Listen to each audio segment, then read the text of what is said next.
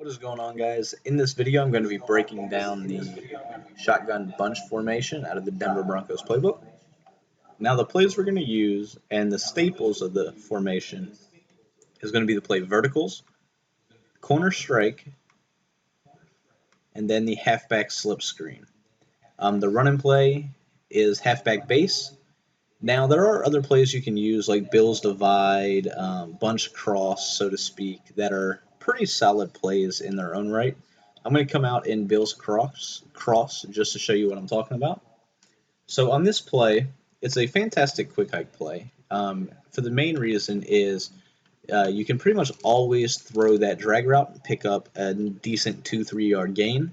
And the reason behind that is because this tight end that is on his flat route is pretty much going to pull all of the zones. So you'll see it one more time. You're just going to throw it pretty much as he crosses the yellow zones, and you're going to be good to go. So pretty much comes across, you double juke, you spin, you can pick up some decent yards. Very short, ideally that's a very short, quick hike play. But the main reason that play is so good is because of the ability to bomb your opponent deep. So if you streak the X receiver against a cover 3, you pretty much will be able to pick and choose between which guy the deep safety guards.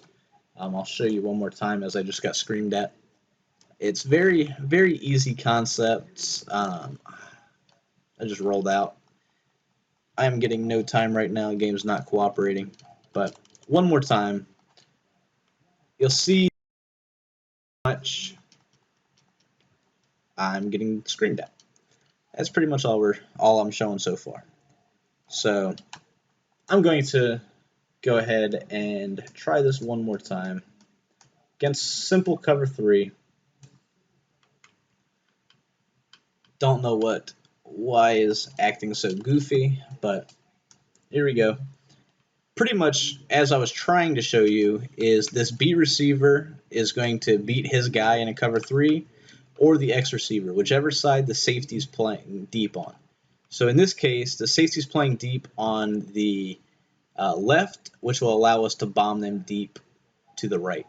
It is pretty much only that concept only really works against cover 3 press. However, throughout the course of a game, you can actually get some big plays on that. Pretty much you just wait till they dumb out just a split second and lob it up, and you'll get a nice gain. So, going to go to instant replay. I'm going to show you guys what I'm talking about when I say dumb out. So, on the right over here, since I knew the safety was playing deep left, on the right, you look at that corner. So as soon as he tails off to the sideline just a little bit, that little move right there, where he just slows down or goes to the outside, whatever you really want to call it, you can bomb them at that time. So nice little play. Not something you want to run every down, however, it's something you can run throughout the course of the game and pick up some decent yards.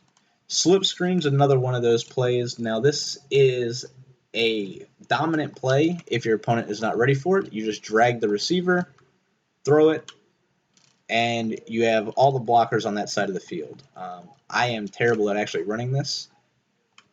As you guys will see, I'm just getting hit pretty much at the line of scrimmage. But this concept has been used throughout the year. Very good play. Lights broke it down in the Pittsburgh ebook. And you can see that you can pick up really big gains on this play simply by forcing your opponent to guard the running back with a drag. It's been a concept used all year. It is very good, especially if you catch your opponent slipping. So now the two main plays are going to be verticals and corner strike. Verticals is going to be our play that pretty much dominates everything. It absolutely kills zone. So we'll go ahead and show you right quick. Verticals setup is to flat route the running back to the right. And what that's going to do is that's going to leave that running back open every single time. So I'll go to the instant replay and I'll show you why it works. And it's because all the zones, flat zones, don't really matter. they're going to drop back. They're going to drop back with the two wheel routes. So this guy over here that's in a flat zone, he's 20 yards downfield. And it's just catch the ball, double juke, spin, pick up, nice little gain. So once again, verticals. That's going to throw it, picks up the block, 9-10 yards. Now this forces your opponent to respect the running back. In a lot of cases, the running back's not the go-to guy, but in this formation, between the slip screen, verticals, and even corner strike, the running back is a weapon. So I'm going to show you verticals now against a cover 2. And cover 2 is one of those things where it should technically stop this concept, but it doesn't. So you'll see that cover 2 is still going to drop back, still throw to the running back, double juke, pick up, 9-10 yards. Go ahead and run it once again. And then I'll show you how to bomb this. I actually screwed that all up. That was slip screen. But go ahead, run it again. So verticals, flat route the running back, cover 2, and you'll see that he's going to drop back, throw to the running back, double juke, picking up 10 yards. And that's with Ahmad Bradshaw. So it's not like I have a dominant running back right now. Now, versus cover 2, once again, the thing that is so dominant is in the course of a game, the only way to really stop this is to play underneath coverage with a cover 2. Now, when you do that, though, you simply roll out just a little bit. Now you got the bomb to the B receiver. So not only do you got to guard the running back, you still have to respect the B route. You still have to respect the tight end if you base align. So say your opponent is base aligning. Cover 3, cover 2 doesn't really matter. If you base align, this tight end is going to be open every single time for that little cut up the field. So show you one more time.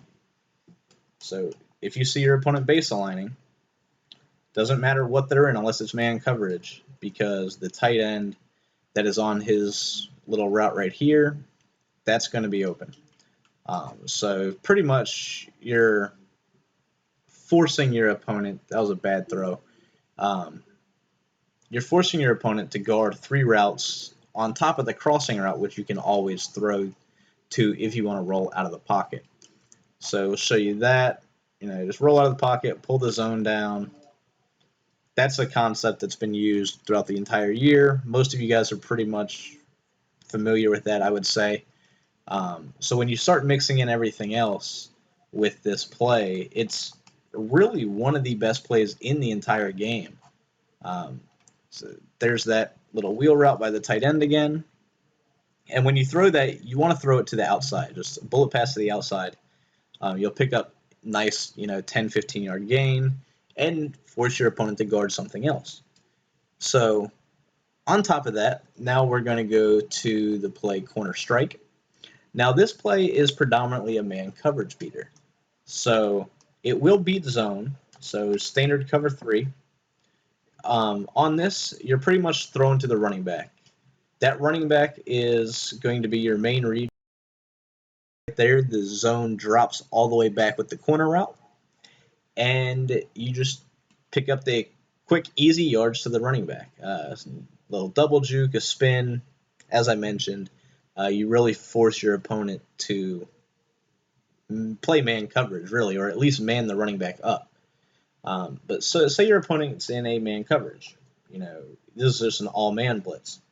So on the setup, you just want to fade the A receiver, and now you're going to have the corner route that's going to kill it on the left, and then you're going to have the corner route that kills man coverage on the right. So as you see right here, absolutely murders man coverage. It is kind of a shallow corner, kind of like a post almost, just running it to the corner.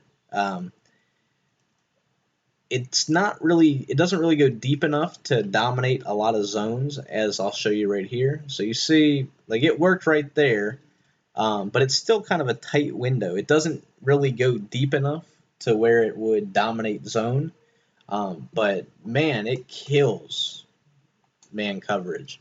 Um, and it doesn't matter who the corner is, if it's Sherman. I ran a slip screen again. But doesn't matter, as I mentioned, doesn't matter who the corner is. It's going to kill it every single time, and really put pressure once again on getting them out of man coverage. This is going to be two man under. Um, you'll see even against a press, as soon as he beats the press, he's going to get open. It's one of the more unique corner routes in the entire game, in my personal opinion. And then the fact that you have the flat C route combo on the opposite side of the field really really puts pressure on the defense. So corner routes or C routes, I mean, shown you guys plenty of times now my love affair with the C route. But that's it. So very simple, very borderline bland, I would say, scheme that really forces your opponent to guard the running back as your primary read. So if you audible to this throughout the course of the game and not use it very heavy, um, you're going to pick up nice solid yards because your opponent's really not going to know what to guard. Most people, when they run this formation, the running back is either always blocking or it's a play action.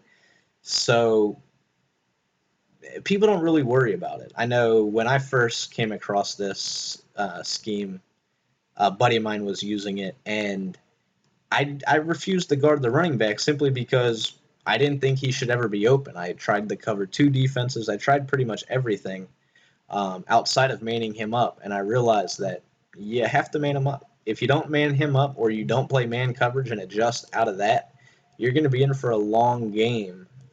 So wanted to make sure I brought this scheme to you guys. It is a very nice scheme, and it's very different. It's very unique because, as I mentioned, it's not the norm, so to speak, that you actually about the running back as your primary um, threat. So that's it. Hope you guys enjoy the Shotgun Bunch. Um, as always, love to hear your feedback on all of the formations, the Carolina book, the Denver book, all the defenses that we've given out over the year. Definitely look forward to Madden 16. Comes out in about a month. And I know Lights, Fiasco, everybody is really, really focused on putting out the best content for that game, obviously. So that's it. Later.